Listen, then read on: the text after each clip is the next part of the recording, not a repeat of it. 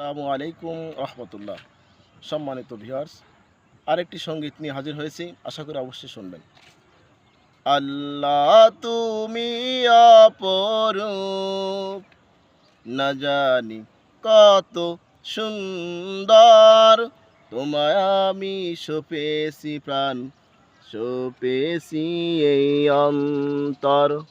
আল্লাহ তুমি অপরূপ, তোমার আলো ছড়িয়ে পড়ে সুন্দর এই পৃথিবীতে, চাঁদ শুরু জেগে ওঠে তোমার ডাকে সাড়া দিতে।